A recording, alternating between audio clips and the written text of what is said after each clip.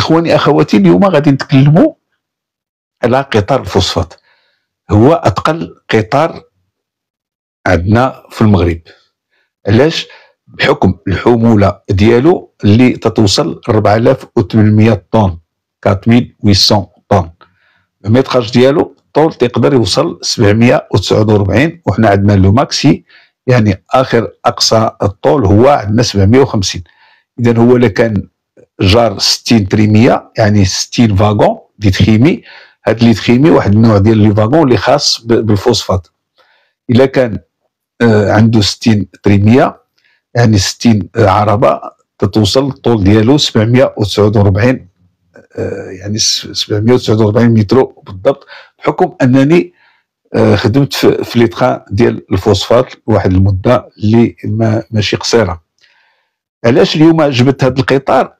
لانه هو هذا القطار مدرسه، لان الناس اللي دازوا في القطارات ديال الفوسفات يعني تيمكن لهم يتصادبطاو، يعني يتلائموا مع يسوق اي تران كيف ما كان نوعه. علاش؟ لان القطار الفوسفات ثقيل وطويل، وعنده واحد الفنيه خاصه في السياقه ديالو، يعني خصك تكون بحال تنقولوا حريفي. وبيان سور هذا الشيء تيجي بالوقت. علاش؟ لان العدد المرات باش ديال لي كو دو فران، يعني حتى العدد المرات شحال خصك تفريني من خطره في التران تيكون محسوب، يكون محسوب. علاش؟ ان لو قويتي الفريناج بزاف بقيتي غير تتفريني واحد الوقت تجي تفريني ما تتلقى ما تفريني. اذا تيكون داكشي كالكولي يعني، وهذا الشيء تتعرف عليه وتتخدم به في لي ستاج ديالك. لان قطار الفوسفات السياقه ديالو المشكل اللي فيه، سواء كنتي في لابونت في الهبطه مشكله، كنتي في العقبه مشكله، كنتي في الوطه في لو بلا بليزو موان، ولا كنتي في لي دودان هي الطريق اللي تكون دايره هكا، يعني النص ديال التران تيكون هابط في الهبطه والنص التران تيكون في الطلعه. وهنا تتشكل الصعوبه ديالو. هنا الا ما عرفتيش كيفاش تفريني تيقدر يتقطع عليك التران على جوج، ولا بافوا يتقطع عليك حتى على ثلاثه.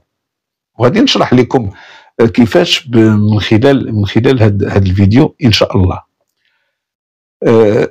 لهذا اليوم بغيت نتكلم عليه، لانه سي ان تران اكسيبسيونيل، تران استثنائي، قطار الفوسفات بحال اللي قلت لكم مدرسه. لانه تتولي هنا خص يكون عندك ذاك لو جيست ميتيي، يعني الحرفيه، كيفاش تتعامل مع القطار بحال شي طفل، وقتاش تراكسيوني، وقتاش تكسيري، وقتاش تنقص، وقتاش تقطع. لا تراكسيوني هي كسيري زعما بالبسط، وقتاش تقطع، وقتاش ما خصكش تفريني. لان بحال دابا انت جاي في واحد القطار ديال الفوسفات، تكون جاي في هبطه في لابونت، والسرعه باش نوضعكم اخواني اخواتي في السرعه ديال القطار الفوسفات وهو شارجي عامر ne doit pas dépasser 60 km à l'heure، ما تيفوتش 60 كيلومتر في الساعه. واذا كان خاوي ما تيفوتش 75 كيلومتر في الساعه، هي السرعه المسموح بها. خاوي 75 كيلومتر في الساعه، عامر 60 كيلومتر في الساعه. علاش؟ لان القطارات الاخرى ديال بضائع السلع الي اوتوريزي مرخص لها باش تمشي ب 80 في الساعه، قطار الفوسفات لا. وزياده القطار الفوسفات خص ديك لا ماشين اللي غادي ديه، القطيره اللي غديه، خصها يكون فيها واحد سكون نابيل لو ريوستاتيك او لو فريناج الكتريك، باش تيعاون. شنو هو لو فريناج الكتريك؟ يعني دوك لي موتور تراكسيون هما، ما ندخلش في التفاصيل التقنيه، ولكن بان داك الموتور، وهذا الشيء تيكون تاع دوك الكاميونات الكبار، يعني لي موتور تراكسيون تيعاونوك في فرمله القطار. علاش؟ بور ايفيتي داك الفريناج بزاف. لان التران بحال اللي تنقول لكم تيفريني بلاغ بالريح، ولا بقيتي تعطي تفريني بزاف تتخوا لا ريزيرفوار برانسيبال اللي تكون فيها، تنقول لكم تكون فيها ويبار، خصها ديما تبقى عندها ديك ويبار. الا عطيتي بزاف تتخوا ولا ريزيرفوار، ومنين تجي تفريني ما تلقى ما تفريني، يخوى لك الريح، هذاك الريح باش تفريني ما تيبقاش. اذا هذه هي الصعوبه ديال علاش. وكذلك الا فرينيتي بزاف مع الثقل، مع دوك لي سوميل هما هذوك الصابوات اللي تيكونوا لاصقين في التران تيلصقوا على لي سيو على الرويضه. الا بقيتي تفريني بزاف مع الثقل ولا كانت هابطه تيسخنوا، وإلا سخنوا تيقدروا ما يبقاوش فرينيو، او تتوقع الله يستر سكون ابيل امي بلا، يعني تيقدر داك لي سيو يتحفر ولا تتوقع فيه وتتوقع واحد لابواط شوط، المهم بزاف ديال المشاكل.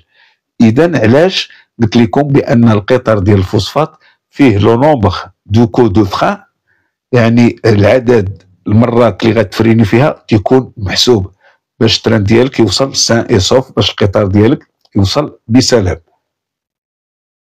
هاد الشيء علاش تنقولوا باش تنبين غير الصعوبه ديال هاد، يعني بحال تتعامل مع. وفي الهبطه بحال اللي قلت لكم لا كان عامر شارجي ما خصوش يفوت 60. اذا داك الفريناج الكتريك او داك الريوستاتيك تيعاونك باش ما تفوتش، لانه ماشي من حقنا نديباسيو لا فيتاس اوتوريزي، يعني اللي لا فيتاس ليميت اللي عندنا اللي مسموح بها. الا بقيتي غادي فايت 60 راك وليتي غادي في الخطر، يقدر يعاقبوك على هاد المساله. اذا هذه هي. كذلك مثلا تكون جاي انت دابا هابطه، الصعوبه فين كانت؟ نحاول نعيشكم معايا في هذا القطار الفوسفات. انت جاي تران ثقيل 4800 طن هابطه، ولكن انت متبوع بواحد لا غومب، واحد العقبه، ولكن انت في ديك الهبطه لا فيتاس مشات ليك، يعني تتفوت لك 60 خصك تنقص تتفريني، والتران طويل. منين تتفريني ما تتجي انت منين تتجي توصل لهذيك العقبه تتلقاك باقي النص ديال التران، النص اللوراني ديال التران كيبقى مفريني. اذا في الطلعات تتوحل، ما تيبقاش التران باغي يطالع. هنا تتولي مدوموندي السكور، يعني غتوقف تجي شي قاطره اخرى اللي غادي تعاونك باش تجرك، لان الطوناج ما غتمكنش تهز 4800 طن. اذا هنا خاص تكون واحد الفنيه تجي، واخا تهبط لا فيتاس مثلا انت عندك 60 وتهبط لك حتى ل 30، كاين دابا اللي تيكون غادي ب 60 وتيفريني تتوصل له مثلا 50 تيطلق الفران، تتولي لا تهبط واخا توصل ل 30 باش يلاه مع الهبطه تبقى طالعه باش ديك العقبه ما تلقاكش مفريني تران، لان لقيتي فريني غدوموندي السكور وصعيب. كذلك ملي تكون الشتاء، تيكون الباتيناج، تكون السكه فازقه، يكون داك الباتيناج بحكم الثقل، لان لا ماشين ما راه تنقول لكم راه 4800 طن، راه جبل ديال التراب، راه ماشي سهله. وكذلك في ليفير سيرتو فوق الشتاء، وبارفوا تيكون فوق الربيع تيخرج لنا داك الببوج تعرفوا الببوج، وهذاك مشكله ديالو. دابا مع تيدلع في السكه وتيطلق داك الليكيد ديالو تيدير مشكل. واخا تنخدموا الرمله، حيت كل القطيره راه فيها الرمله الصابليير، تنخدموا الرمله باش تتهبط لنا مع السكه، باش الروايد تتعاون، ديك واحد الرمله سبيسيال باش تتعاون الروايد لي زيسيو ما يدوروش في الخوا. اذا هذه غير مقدمه ديال هذه الصعوبه ديال هذا القطار ديال الفوسفات. هذا نتمنى تكونوا خديتوا واحد الفكره ولو غير بسيطه، ونشوفوا اثقل قطار في المغرب، ونعرفوا بان الدور ديال الفوسفات في الاقتصاد المغربي، وحنا من الاوائل في الانتاج ديال هذه الماده المهمه، واللي هي يعني المستقبل التغذيه ديال العالم. ربي سبحانه وتعالى نعم على هذه البلاد بهذه الخيرات اللي عندها واحد، يعني عنده واحد المستقبل. لان الحروب اللي جايه هي حروب يعني ضد المياه، يعني ديال المياه غتكون قله المياه والتغذيه. اذا دابا الفوسفات راه تعتبر لانه منه تنخرجوا الاسمده وتيصنعوا منه بزاف ديال الصناعات ويعني التحويليه، والمغرب تعتبر يعني من الدول الرائده في مجال تصدير الفوسفات. لا هذا اذا عليها من قديم داروا القطارات باش تيهزوا هذه الحمله. هذا